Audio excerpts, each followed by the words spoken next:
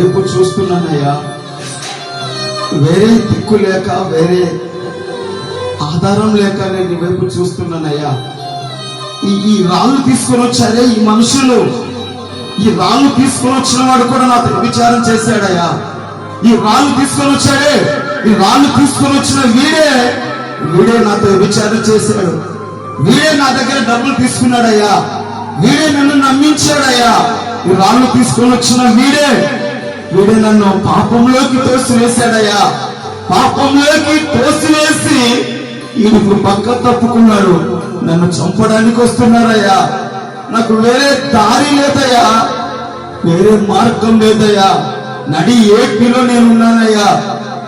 నడి ఏ దిక్కు లేక నడి సముద్రంలో నేనున్నానయ్యా. నన్ను చంపుతావా, బ్రతికిస్తావా? నీ చేతుల్లో ఉంది దేవా, నీ చేతుల్లో ఉంది దేవా.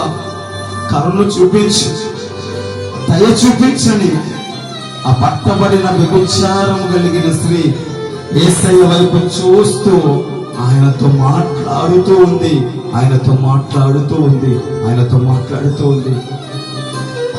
ఆయన కరిగిపోయాడు. ఆయన ఆమె తగ్గింపుకు, ఆమె హృదయ వేదనకు ఆయన లొంగిపోయాడు. ఆమె కిందికి కూర్చొని కింద పడిపోతే ఆమె దగ్గరికి వచ్చాడు ఆయన.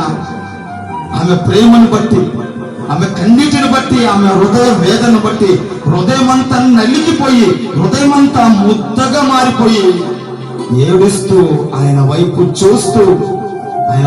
చూస్తూ రోధిస్తూ ఉన్న ఆమెను చూసి యేసయ్య తట్టుకోలేకపోయాడు. దిగాడు కిందికి. నమ్మించాడయ్యా. నమ్మించి వాడు కూడా నాతో పాపం చేశాడు, ఆమె కూడా నాతో పాపం చేసింది. రాళ్ళు తీసుకొని వచ్చాడు వాడు కూడా నాతో రాత్రి ఉన్నాడు. నిన్నటి రాత్రి వాడు కూడా ఉన్నాడు నాతో. నిన్నటి రాత్రి ఈడు కూడా ఉన్నాడు. ఈ ముసలోడు ఉన్నాడే, ఈ ముసలి ఉందే, ఈమె నా దగ్గర డబ్బులు తీసుకుందయ్యా. ఈ ముసలోడు వచ్చాడయ్యా నా దగ్గరికి నిన్నటి రాత్రి వీడు కూడా వచ్చాడయ్యా. కానీ ఇప్పుడు నీతి చెప్తున్నాడు వీడు. రాళ్ళు తీసుకొని కొట్టడానికి వస్తున్నాడు. నేను ఎవరికి చెప్పుకోవాలి? నా మార్గము, నా దిక్కు నీవే దేవా. నన్ను చంపుతావా, బ్రతికిస్తావా? నీ చేతుల్లో ఉన్నాను. నేను నీ కాళ్ళ దగ్గరికి వచ్చాను. నేను నీ చేతుల్లో ఉన్నానయ్యా. నీ ఇష్టం దేవా. నన్ను ఏమైనా చేయదేవా, నువ్వు ఏమైనా చేయదేవా. బ్రతికిస్తే బ్రతికించు, నీతిగా బ్రతుకుతాను. చంపితే చంపేది, నీ చేతుల్లో ఉన్నాను దేవా అని యేసయ్య కాళ్ళ దగ్గరకు వచ్చి ఆమె మొరపెడుతూ ఉంది. చూడండి, లోకము, శాస్త్రులు పరిచయలు రాళ్ళు తీసుకొని వచ్చారు. లోకము రాళ్లతో కొట్టడానికి వస్తుంది. ఈ లోకము నిందిస్తుంది. ఈ లోకము బాగా ఉన్నంతసేపు బాగా ఉంటారు. ఏదైనా తేడా పడితే పక్కకు సైడ్ పక్క తప్పుకొని వెళ్ళిపోతారు. పక్కకు తప్పుకోపోతారు. అంతే మనుషులు. అందుకే దావీదు మొరపెట్టాడు, ఈ లోక మనుషుల నుంచి నన్ను తప్పించుదేవా, నన్ను రక్షించుదేవా. ఎందుకంటే వీరు నమ్మిస్తారు. ఒక దినం తడి గుండేసి గొంతు కోస్తారు. నట్ట నడుమను వదిలేసి, నడి రోడ్డును వదిలేసి వెళ్ళిపోతారు వీళ్ళు. అందుకే ఈ లోక మనుషుల నుంచి నన్ను రక్షించుదేవా అని దావీదు మొరపెట్టాడు. ఇందు నిమిత్తమే ఆమె పక్కలో పడుకున్న వాడు కూడా రాయి తీసుకొని వచ్చాడు. ఆమెతో వ్యభిచారం చేసిన వాడు కూడా రాయి తీసుకొని వచ్చాడు. ఆమె దగ్గర వడ్డీకి డబ్బులు తీసుకున్న వాడు కూడా రాయి తీసుకొని వచ్చాడు. ఆమె దగ్గర బాగా ముచ్చరించిన ముస్లిం కూడా వచ్చింది కొట్టడానికి. అందరు వచ్చారు కొట్టడానికి. అన్ని ఉంటే అందరు బాగుంటారు. తేడా పడితే ఈడన్నాడే, నువ్వు పెద్ద తోపు, నువ్వు ఇది, నువ్వు అదే అన్నావే, అన్ని పొగిడి నిన్ను ఎక్కించాడే. వీడే నిన్ను కొట్టడానికి, వీడే నిన్ను తొక్కడానికి తయారవుతాడు. కాళ్ళ దగ్గర పడి ఏడుస్తూ ఉంది, రోధిస్తూ ఉంది. ఆ కన్నీళ్లు యేసయ్య పాదాలు తాకాయి. పరలోకంలో ఉన్న తండ్రిని సింహాసనాన్ని కదిలించాయి.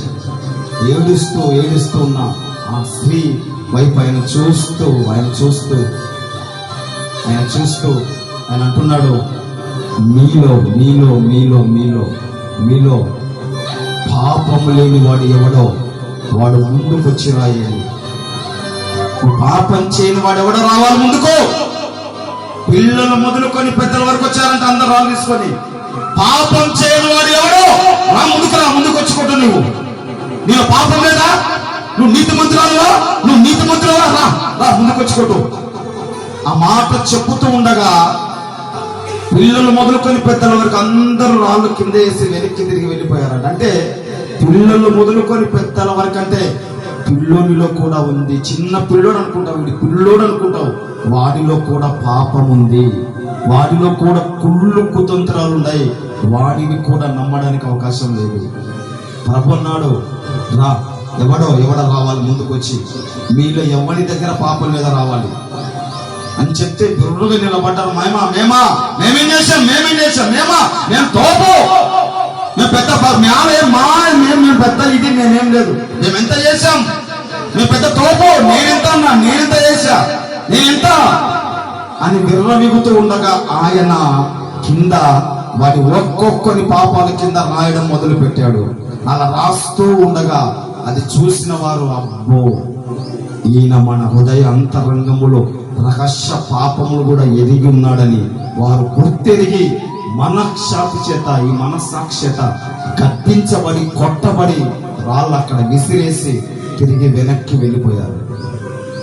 హల్లెలూయా హల్లెలూయా. చూడండి, ఎవడు పరిశుద్ధుడు, ఎవడు నీతిమంతుడు? నువ్వు పరిశుద్ధుడుగా, నువ్వు నీతిమంతురాలుగా, నువ్వు పెద్ద నీతిమంతురాలు అయినట్టు అతని గురించి ఆమె గురించి కంప్లైంట్ ఇస్తున్నావే. నువ్వు పెద్ద నీతిమంతురాలు అయినట్టు నీ సేవకుని గురించి కంప్లైంట్ ఇస్తున్నావే. సేవకుని నిందించేంత నీతిమంతురాలువా నీవు? సేవకుని దూషించేంత నీతిపరుడుగా నీవు? నువ్వెంత నీ బ్రతుకెంత, నీ బ్రతుకెంత, నువ్వెంత? దేవుని చేతుల్లో మనం ఎప్పుడు దీనత్వం కలిగి తగ్గింపు కలిగి ఉండాలి. పిల్లలు సహా, చిన్న పిల్లలు కూడా రాళ్ళు తీసుకొని వచ్చారంట కొట్టడానికి.